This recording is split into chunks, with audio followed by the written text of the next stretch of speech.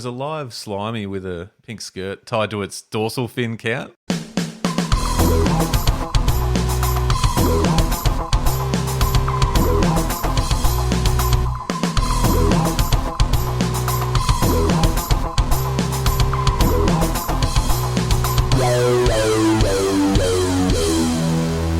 Hello everybody, welcome to the Deep Drop for another episode. This is a fishing podcast that tackles some pretty funky questions and gives some pretty funky answers. I am Luke McCredden, and with me as always, Adam Ring. Ads, what a week. Where are you? You are on the road somewhere. I don't even know where you are anymore. I am. I'm sitting in a hotel room in Albury.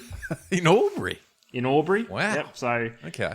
Putting a few Ks in. It's that time of year. It's all good. Yeah, no, time to hit the road.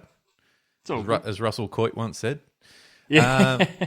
Welcome everybody. It's great to have everyone here again, and great to have you here, Adam. It's been a big week. We've opened up a couple of cans of worms during the week, Ads, and as you know, I love to put the call out to our listeners and Instagram followers to give a bit of feedback and some thoughts on a few interesting topics from the previous episode. Yeah, we at the top of every episode we try and explain what the show is, and we use the word answer loosely. But what we have done over the journey of some 41 odd episodes, Luke, is we've thrown a few interesting ones out into the world, and the listeners jump on, and we hit one of those last week when it come to talking about fishing clubs. We did. So we sort of spoke a bit about fishing clubs and the incentive to join, and we were sort of questioning what that is, and because I think it stemmed from the fact that we're not seeing a hell of a lot of younger people joining clubs, or in fact the club's expanding at all, to a degree, and we talk very generally. So there's some clubs that are probably thriving and building their membership as we speak, and then we came to the conclusion that there needs to be some tournament action going on. Some proper serious tournament action. If you want to hear that, jump on the last episode and have a bit of a listen. But I just wanted to wrap up tonight with, I guess, some of the feedback we got, Ads, just about around the idea of what the incentive is to join a fishing club. Now, anyone new here, on Instagram, we typically pose some of the questions that we talk about during the show and give you guys the opportunity to give us your thoughts, because look, there's more than enough evidence now, Ads, that the feedback and answers we get from the listeners and the Instagram people are far more sensible and clever than anything we come up with. All right, so just quickly to run through, again, we asked the question, what are the incentives to join fishing club? And, with all due respect, there wasn't a lot of positivity about it. And that's why we raised it, though. We're not trying to knock anything or shit on anything. We're just genuinely asking the question. So some of the feedback, not much has changed over the years. Why would people join? Be more active, remove click groups and build incentives to grow. Now, I just want to, there's the word click, or the phrase click groups appear a couple of times in some of these comments, Ads, and a couple of messages too. So something in that, maybe we can dive in and explore that at some point in another episode. But actually, there's a comment in here about Carpathon. Carpathon. Just another can of worms. Absolute can of worms. Big incentive is supposed to be the mateship. However, in my experience, this is from on Instagram, Luke's Gone Fishing. In my experience, I've just found click groups, sulking and whinging, jealousy, etc., and just realised it wasn't worth my time. King Cass said it's funny when I went to the fishing expo and asked a few clubs what the incentive is, and I still don't know the answer. Now, it's a bit hard when the clubs themselves can't put forward a fair argument. Isn't it? That's a concern. If you don't know yourself, it's a hard sell. Real Keen Fisho said, fishing clubs are no different to any other club. You do your time, put in, and you'll be welcomed and rewarded. You also get a chance to go up against some amazing fishers and can appreciate even the best can't always catch the biggest on the day. So there's a bit of a positive one. Okay, it's a positive one. Put in some time and you'll, I suppose, reap the rewards. But yeah, again, it's interesting conversation. So thank you everyone for getting involved, and doesn't mean we're closing the door on this. I'm still welcome any feedback and messages on that one as well. Moving along though, Ads, we also, I posed to you the rise of the flathead last week because I just feel like it's gone into superstardom. and we wanted to know what's next. What's next in, when it comes to the next species to really rise from, I won't say rise from the ashes, that's not the right word, but rise and get into the spotlight. Yeah, be the next big thing. Yeah. Had some great comments on this one and some messages as well, but I'll just run through the comments on this. Ads Macquarie Perch. Some stocking and rehab has started. They could be the next good news story. Well, I think 100%. Thank you for that spool spinner fishing. Great news story. They already are a great news story, and hopefully, to your point, they really hit the map. I think it's great what VFA have been doing with the Maccas. So watch this space. There are a couple of Facebook groups and pages you can jump on to see how it's all going. So head over to the VFA Facebook page and you'll be led in the right direction. Cody Coombs says carp. Bring on Carpathon. Nice. Carpathon is appearing in all the posts. Bring on Carpathon. Love it. Toadies, Marlin Magic. I'm not sure about that. Yeah, not sure that'll ever take off, but you never know. And Danny Barra says, could be bass, given their popularity in the States and recent breeding and stocking efforts by Vic Fisheries. Love it. I think we might have even mentioned that one. So great one, Danny. Thank you for that. I think it's a it's a popular species, the bass, the Australian bass. But I think it's, it could really set the world on fire. Don't you think? Did the people writing in, or the listeners writing in for that there, just sum up our show with 2 of the 4 answers being toadies and carp? Yeah, there was a couple others, and one of them, I've skipped over it, but it was mullet. Yeah, so, that was Sash. Yes, yeah, because Sash actually put in a few hours on the mullet, and up in Western Port, the weekend before we record this episode. So he actually kicked it old school because he used to do a bit of mullet fishing with his old man from memory. Wow. And yeah, he went out into Western Port with the clear goal to chase mullet. That's fascinating. And they smacked him. Wow. And then thought, we've still got time, so we'll go out. And I think they smacked a big early season red too. So it was one of those sessions. But mullet was 100% the target species. Yeah, that's it. That's interesting. That's interesting. Yeah. Will it be the next one to really hit the spotlight? Probably not. Don't know. I don't think so. But love it. Love the feedback. So yeah, keep it coming. That's what we love to see and hear is what you guys are thinking and any sort of thoughts and views on any of our topics is absolutely welcome. No dumb question at all. Everything's welcomed. That sometimes the dumber the better because it really hits our wheelhouse. Hey, now speaking of Instagram, the Deep Drop is where you can find us on Instagram, and please do get in touch, say hello. I got a question. We got a question through this week that I want to pose, and I'll bring up. I reckon it's an absolute belter, and it's kind of relevant and topical at the moment, given I suppose the time of or the stage of year we're at as we lead into snapper sort of season. I don't like using the snapper season sort of term, but everyone does, so whatever. And it's going to get pretty hectic out on the water. So this is from Luke Smith, who says, and this is just breaking it down, I guess, how close is too close when anchoring? Ooh. Yeah. Because there's no... Can I just start this by saying, is there any actual rules? No. No, I don't think so. Yep. No. I don't think so. No. But should the rule be, if you're within throwing distance of a number 2 bomb sinker, you're too close? Yeah, well, interestingly enough, Luke also sent through his thoughts on it, which I think's not bad. So relevant. Yep. He sort of said about casting distance, like and his example was a pilchard small ball sinker. He could probably cast it, being being sort of, not over the top. Let's say I think he said 30 meters. So then, should that be the, vicinity in which you should not enter? Now that's hard to police because everyone casts differently. But does there need to? Yeah, I suppose what I'm posing is we're asking how close is too close, but should there be a rule? Well, I think it's a complicated one because we're talking etiquette now. Yeah. which I think is critically important when it comes to fishing in every regard, whether it's in a boat, whether it's land-based, all that sort of thing. You're Adam, you're a big advocate for don't be a dickhead. Yeah. That's what. Pretty sure we're going to make a shirt. That's one of your. It's one of your slogans that you're getting on a shirt, and I like it, by the way. Yeah.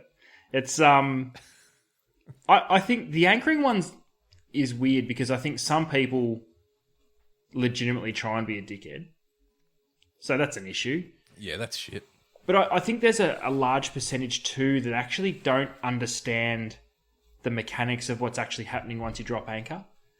I think people get sucked into thinking you drop the anchor and you just kind of stay above the anchor. But, with tide and wind and how much rope you let out on the anchor, you might think that you're anchoring a good 100 metres off someone and then you go and let out 70 metres of rope and end up, in someone's wheelhouse essentially. Yeah. That's probably a great point. The lack of understanding. That's a good point. Yeah, it's which makes it hard because it kind of doesn't excuse it. No. It comes down to an experience thing when anchoring. It's probably a bit concerning too if they've got their boat license and aren't aware of the anchoring process and how it works. I'm sure that's part of getting your license, isn't it? Yeah. Well, right down on the list, Luke, boat licensing. Let's talk about that a little bit later in the program if we have a little bit of time. But it's so ultimately hard. And listen, I'm one where I will actively try and be where other people aren't. Yep. Whether that's doing anything. I enjoy fishing for the space of it. Yep. I couldn't think of anything worse than 18 metres off Carrum on a calm November Saturday afternoon. When you can basically walk from St Kilda to Mornington along the 18 metre line of Port Phillip Bay. It's true. But it is a conscious decision when you go out on a nice calm day in the middle of November that it's going to be hectic. To your point, yeah, and a lot of, and to be honest, I probably will not do that. That's just my choice. So, but as we've seen over the years, mate, there's 300 or 400, 500 people that get their boats out there on those days, and all power to them. It's a great day, and go get amongst it. Great fishery, but yeah, there's the element of getting too close, and it's a legitimate problem. Yeah. I don't think it's something that's ultimately solvable just because of the amount of people on the water. Yeah. I guess the advice would be there's not just fish in those specific areas, if that makes sense. Yeah. Do we need to look at some sort of system that allows you to communicate with other boats by might be like a flag? Horn. A horn. Push the button and it just yells out, "Fuck off!" Horn. Yeah, okay. But what about, I'm thinking about if we brought in, say there was some sort of rule around a 30-metre radius type scenario, and how do you know if someone's, let's say, I thought they were drifting, so I just dropped an anchor, or, how do I know what they've got baits out the back? Maybe there needs to be some sort of, like when you're game fishing and there's like a marlin flags and stuff like that. If you have some flags raised, there's certain flags, certain colours that mean, he's got baits out, he's at anchor. That's a completely new thing to tackle. What if you're out there throwing a plastic around and you want to drift? Good luck on a Saturday afternoon in November. You're not. Yeah, you're not. You really need an electric motor for that, don't you? So you can and someone permanently on it, driving it around people. Yeah. I don't know. I don't know. I mean, going back to the original question, how close is too close when anchoring?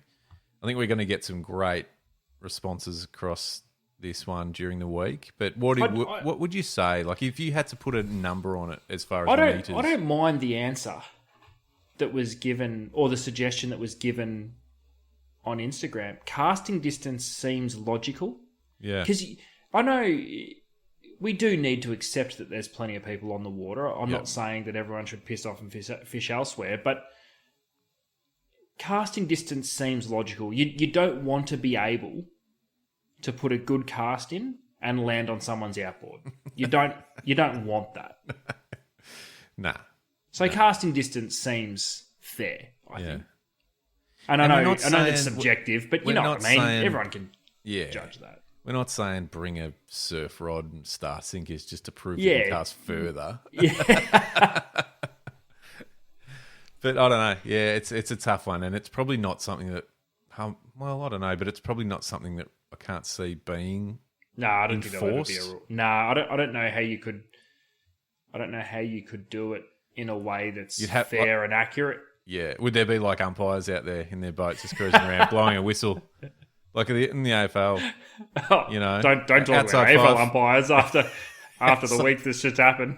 Back 1 metre, Yeah, stay there, don't move. hold, stand, anchor. If they get too close, does that mean there's a 50-metre penalty and the other boat have needs to back up 50? Yeah. The infringing boat needs to back up 50? Yep. And if there's any abuse, tack on another 50? Yeah, and if it gets serious, report them, and that you can't go out next weekend. Yeah. You've been sinned in. You've been reported and suspended. Don't be a dick. Do what you're told. Don't talk back. Respect. You could end up Respect. with a 150 metre penalty. So Yeah. So just be careful, all right? yeah. Wow. It's interesting. I don't know. Some umpires, referees, Port Phillip Bay referees. That would be hilarious. Wow. They might even just be flying around in choppers.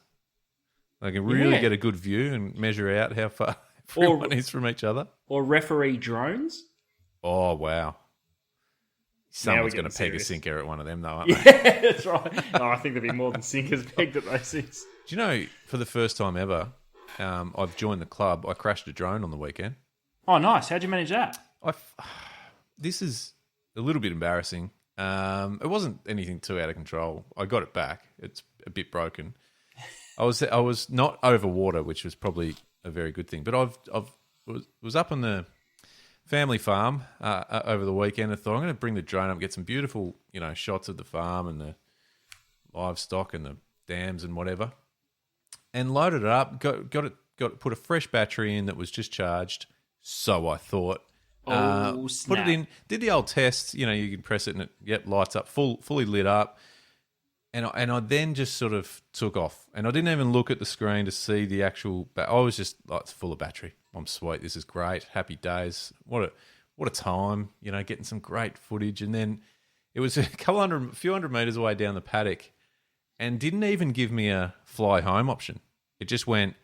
I'm dead. Like beeped a few times and said, "Yeah, battery dead." Basically, I can't remember the words. And my 8-year-old son, was standing there and said, "Oh, I just fell out of the sky," and it just plummeted from probably a good 50 to 70 meters up. And yeah, I had hopes it was a bit soft down the paddock after all the rain, but no, one of the legs, arms, whatever you call them, had broken a bit. I reckon it's fixable. I hope it's fucking fixable. Because So what was it? So what was the go with the battery meter saying full? Don't know. Need to look into that. Yeah. Not happy about it. Maybe I didn't charge that battery properly, but it did come up and say it was. It was legit. Anyway, but I feel like I've joined a bit of a club because at some point as a drone owner, you're gonna have an incident, aren't you? It's probably a good thing it didn't happen over water. Well, she was gone, mate. If that happened over water, It's game. yeah, there was not even a warning and a fly me home option. It was beyond that. It must have been so dead, that battery. I don't know what I've done. Anyway, good times. Drone fishing down here, this is actually a really weird segue. I was showing a non-fisher person the other day some drone fishing videos from, I think it was probably the mid-north coast or that north coast of New South Wales. I think, or maybe it was Queensland, I don't know. But they were catching longtail tuna off the beach. Nice. Drone fishing. Do you know if anyone does anything like that, or have we even got the fishery to do it here? Yeah, it's massive in Gippsland. Right. Massive. In Golden Beach for the shark fishermen. Sharks, okay. Yeah, so the beach fishing for sharks has exploded in the last few years. Brilliant. It's a proper thing. And there is Because still... it was always a thing. Yeah, it's right. Is it just it's ramped legit. up? Yep, it's legit. And there's Nice. still... And there's still those morons that insist on paddling baits out. Mate. They got a bigger set of balls than me, mate. There's no way I'll be doing that. Well, it's two things there. It's a lot of effort because you're punching through some waves and whatever else, but you're also reminding yourself that you are dropping a bait for sharks. Yep. And you are paddling into the area where you hope there is a shark because you want to catch one. And way too many times has the reel gone off when the guy paddling isn't back yet. Oh. So, that's nah. Yeah, so I think, drones have obviously made it a little bit more of a safer pastime. Love that. Oh, that's good. Because it is also something that I would be curious to know if anyone's tried or even just flirted with the idea of doing it and sort of, I don't know, 13th Beach down towards between Barwon Heads and Torquay and for tuna.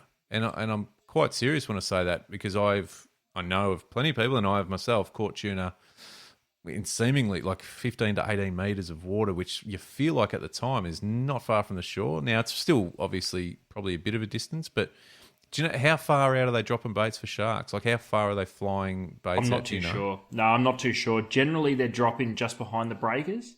Okay. But it's all based on where there's gutters and bits and pieces. They're not just dropping them in the middle of nowhere. So I think it depends on the beach and depends on the conditions. But the tuna one's really interesting because I'd love to see it or know if because anyone's we could get the drone in the air and actually sight the tuna before you do anything. Well, this is the video that I was talking about. The guys were doing exactly that. They were effectively, they hadn't taken the gear out of the car before they were searching for them, the fish. And I just thought, I wonder if anyone's thinking about that. And I'd love to hear it. If anyone listening has done it, has heard of people doing it, I'd actually love to get someone on the show to talk about it. To be honest, yeah, it would be cool because what do you do? Do you just drop a pilly in front of them and hope they eat it, or are you actually dropping? You know, I think it would be quite hard to get any considerable speed on dropping a lure of some sort that far.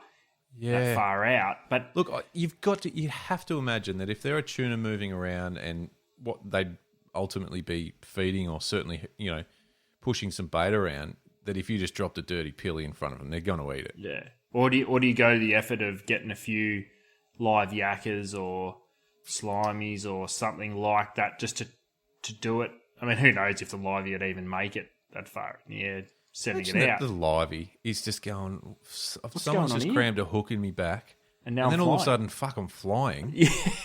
Am I dead? Like, what is this? And then, oh no, I'm being released. How good's life? And then, bang, just get eaten by a fucking. What a shit life. What a shit day. Yeah, shit day. I've had a bad day. Oh, what happened? Oh, I just got a hook through my back. Flown through the air, then dropped 50 metres into the ocean, and then just got eaten by tuna. No, I reckon a dead bait would work, mate. Surely. Like, they're not... You're putting it on their head is what the aim of the game is, right? Like, surely look, whether it's a pilchard, or it's a yakker or whatever it is, but I don't know. I'd love to hear. Let's hear about it. It would be cool. In all honesty, I reckon 13th Beach could be a place to do it. It's really interesting that you even bring it up, Luke, because you and I haven't spoken before recording this, and it was only this afternoon I was watching something on YouTube. Nev was out and about and drone fishing for flathead, but not in the way you think. Yeah. And so he was sending a drone out over the flats, sighting the flathead in 600 mil of water, hovering the drone and looking at the screen, casting a topwater out in the direction of where the drone's sitting above the flathead, and you actually see a big flathead swim out of its way to hunt and eat the lure that he's thrown at it. Incredible footage. I saw it flick up a couple of times throughout the day, but I didn't watch it until just now. You've said that, I've just brought it up. So Nev's Fishing is the Instagram account. We've spoken about Nev a couple of times. People might follow him. He has a good YouTube channel, successful angler in his kayak 99% of the time. But yeah, wow, that's incredible. Yeah, so actually using the drone to sight flathead up on the flats in the shallow water and then casting. It's kind of like Nev gave the finger to LiveScope and said, no, I'm going to take this one step further. That's not bad. Yeah. Yeah. And then I'm just going drone, fuck it. you can stick your underwater sort of scan. Yeah, no, I'm going to the skies. sonar. I'm just Going to the going. I'm skies. going up. I'm going bird's eye. But to not only find the fish, then cast, and you can see the lure working, and the flathead fully turns and comes, and you see it eat this lure. Pretty cool.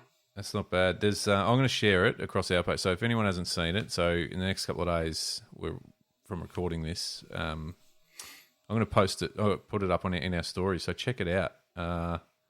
That's nuts, isn't it? It's pretty sweet, and it's it's different. I'm sure people are doing stuff, like that. But yeah, really, really cool concept. Really Fish cool. don't stand a chance these days. Look, they're fucked, really. From the underwater or fucking above water, whatever it is. Yeah, they're fucked. done. I had a comment just the other day, ads off topic, about that people have heard my chair creak in our episodes. Nah, it's a and I fart. just realised then that it is a fucking loud chair, and I apologise. It's just a chair that is just well past its use by date. I need a new one. Recommend me a good studio chair, people. Speaking of lures, I've got a question for you, ads, and this is it's an interesting one because I've got, I suppose, and you would too, some experience in this, but not as you. Fuck, I'm just going to ask a question because I was going nowhere with that. Yeah, fail. What I was it's late. Well, it's not actually. What I was getting at was lure fishing, blue water, kingfish, right? It all just goes hand in hand. What about trolling lures for kingfish? And when I say what about trolling lures for kingfish, it's not first thought when it comes to kingfish fishing. If you're doing any sort of trolling at all, you're probably towing some live baits around, which is obviously super successful and effective way of catching kingfish. But is it something that is more effective than people probably would give it credit for? And are there scenarios where it's probably worth having a crack? It's a good question. It's probably a question I should be asking you because you've done a hell of a lot more kingfish fishing than I have. I've never trolled for them in the extremely limited time that I've fished for kingfish. I've never trolled for them. I can only remember once in all of my years in the tackle shop of having someone reported that they caught kingfish on a skirt, which they specifically put out for a kingfish. They've been caught on hard bodies, especially the last couple of summers when they mix in with the tuna and bits and pieces. Yeah. So it's not completely uncommon, but they're not trolling for kingfish. They're trolling for tuna, and kingfish have eaten it. Yeah, one of the reasons I raise it is because obviously we're talking about, this summer's going to be a belter. It's predicted to be a really good sort of summer for the blue water fishery here in Victoria, New South Wales, Tassie. But yeah, I just was thinking about some options of things to do this year, and obviously kingfish is always a high priority. But I have trialled lures for kingies, and there's been a few scenarios where, as I said, all the 90% of the trialling is with a live bait, whether it's a squid or slimy or whatever it is. But I remember as a kid fishing around Montague Island, and there's a couple of big bommies to the south of the island, which is quite shallow at times, and having absolutely no luck on stick baits or poppers or even live baits. And we ended up putting out small pink skirts and catching. That was the only way we could catch them on the day. Fast forward maybe 15 years or more, I don't know. I did something similar to that, more local here, and again it worked. And I just think maybe it's the sort of thing that could be worth doing on a tough day. Now, surprisingly, and this is purely my own experience, which again, like to your point, I haven't done a heap of lure trolling for kingfish, but amazingly, whenever I do it, I put a really small pink skirt out, almost a feather. You know what I mean? And that was exactly the lure was in that one report that I got in all those years. It was on a 5-inch pink skirt. Yep. And it was a bullet head skirt, so it was just tracking dead straight. Oh yeah, nothing to it. I have caught them on hard bodies as well, but again, I can't remember at the time if we were trolling for tuna. Possibly, it was out the front of out Port Phillip Head, so I can't remember at that time, but it have done that too. But if we were to have that conversation around, yeah, it's worth doing. What would you reckon would be? Give us 3 lures that you would do it. If I said, Ads, I want you to go catch a kingfish, but I want you to do it trolling a lure. Mm-hmm. What are you going to do? Do you want specific brands or color wise? Do whatever you want. I would be specific. Be specific if you want. I would be trolling. There's heaps of weighted hard bodies on the market now. It's something that has become quite popular, especially in the casting market. And they're still a bibbed hard body, but they're designed for distance casting, so they are weighted. I think those type of lures lend themselves to our conditions because it's rarely dead calm. Yeah. So something with a little bit of weight, it's just going to help it being tracked a little bit more. But what we're going to have to learn if we're going to do it successfully is we can't just put a minimum 130 pound to 200 pound leader in front of everything. These lures just aren't designed to do that. But I would be going maybe like a 5 or a 7 inch weighted lure, like a shallow diving minnow, and I would be going as chrome as possible, whether it's gold, whether it's silver chrome, because we know teasers work for kings. So why would we? You can muck around with all the, really realistic looking stuff, and I'm sure it would work. But for kings, I think getting their attention is one of the biggest things. Chrome it out. There's plenty on the market. There's heaps. There's not one specific brand, but anything that's chrome. But look, at the same time, how do you go past a pink skirt? It's the only one I've seen direct reports saying no, it is a kingfish thing. Yep. You've experienced it both present and past. Yep. I think, pink skirts, there's loads and loads and loads of them on the market. You know what else I'd troll around now I think about it, if I was doing it? It's maybe a popper. Is that class as a trolling lure? Probably not, but but even as a teaser, even if it wasn't necessarily, obviously you'd leave the hooks on it. But if you had a popper out, especially a big cut face popper that's pushing water, and it is bouncing out and just catching water and cavitating, put a couple of skirts or put a couple of hard bodies next to it, and use that as a teaser as well. Rigged. Rigged. Does a squid strip with a white octopus skirt over the top of it count as a trolling lure? Does a live slimy with a pink skirt tied to its dorsal fin count? I don't know, and I don't know. It might be a bit of a winless conversation, but I wanted to raise it because it was just popped in my mind the other day. What I am curious about is I'm certain that we're only judging our conversation off yours and my experience. I'm certain that some of our listeners who are far better fisher people than we are, have had experience in one way or another with trolling for kingies with some lures. Love to hear it.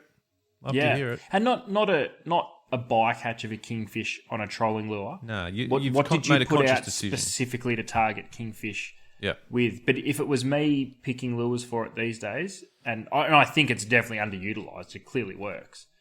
It would be, a 5 to 7 inch chrome weighted hard body so that it holds in nice, or a pink skirt.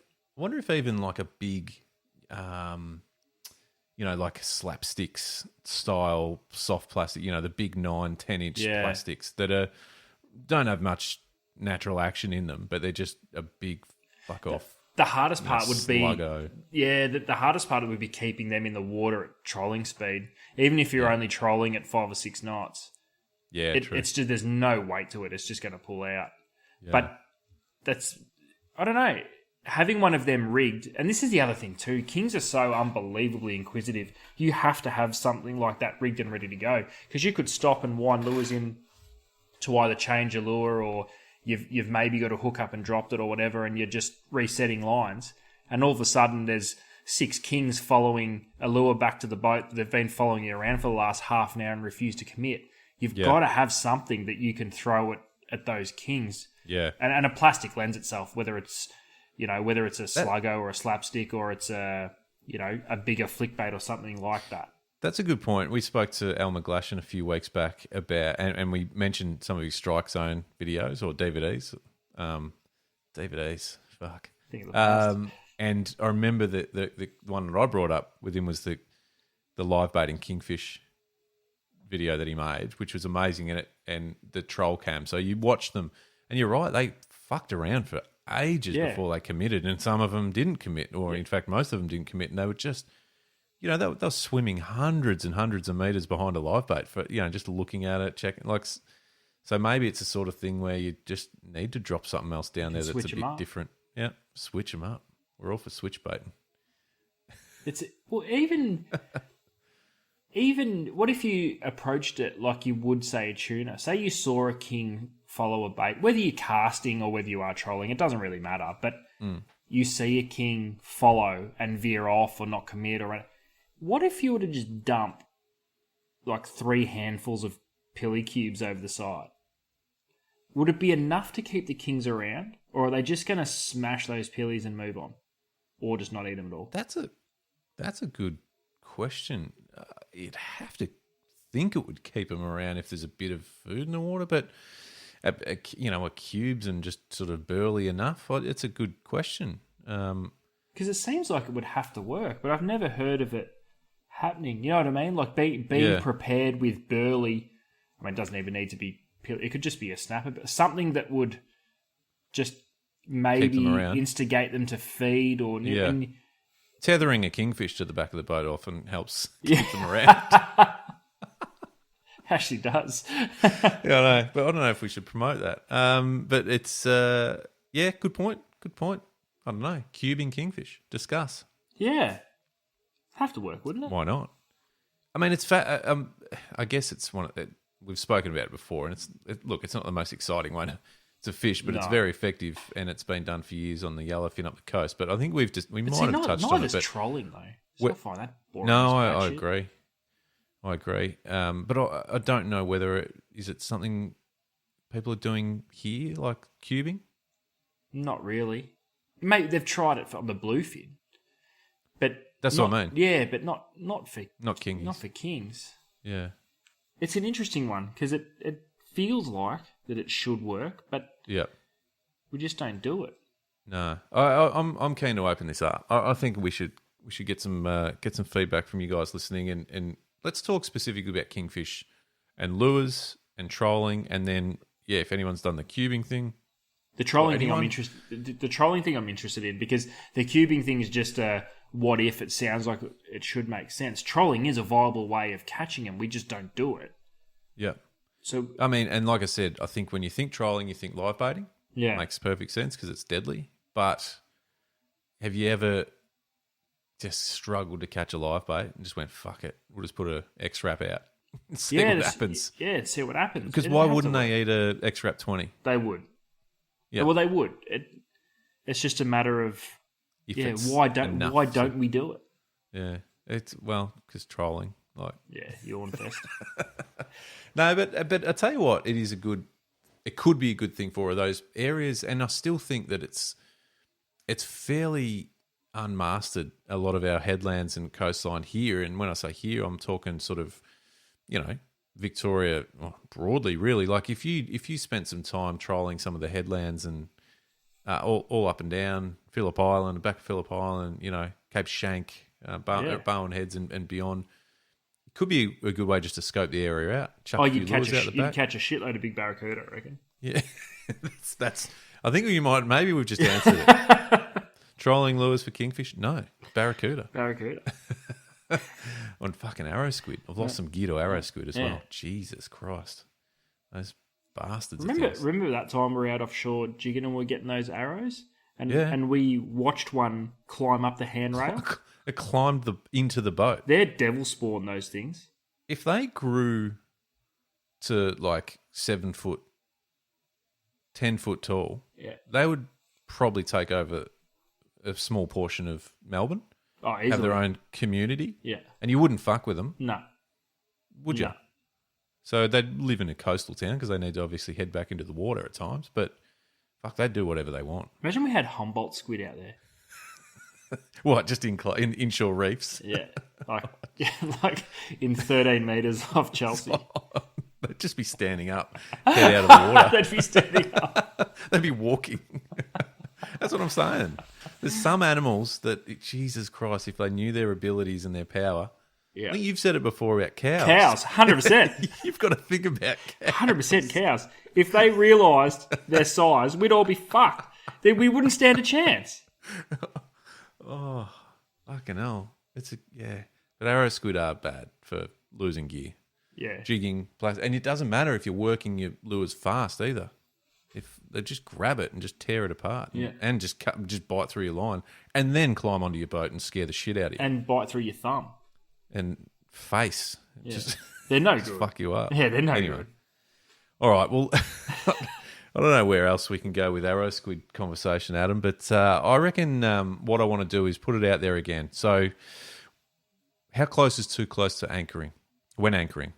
Yeah, I'd love to hear some. And what did we come up with? We agreed with casting distance, did we? Yeah, which it's and a proper it's a cast, bit not broad, a shit little lob cast with 16 not a hand ounces. line. No, like a proper human cast. Yeah, a humour cast. I think is fair. Yeah, and rational. Yeah. And if you've got any thoughts on trolling lures for kingfish, have you done it? Has your friend done it? Have you seen it done? Do you love it? Yeah. Is it your go-to? Yeah. And I wouldn't suggest otherwise. If it could be a very, very, very effective way of catching them. But then I'd love to tell us about the lures. Yeah, what lures? Yeah, that's the go.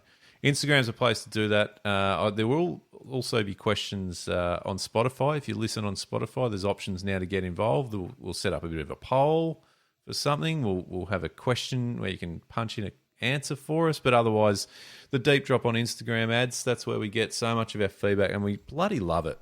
And we keep an eye on that page because we'll keep updated with anything crazy we're doing, but certainly any of the new episodes that come to life.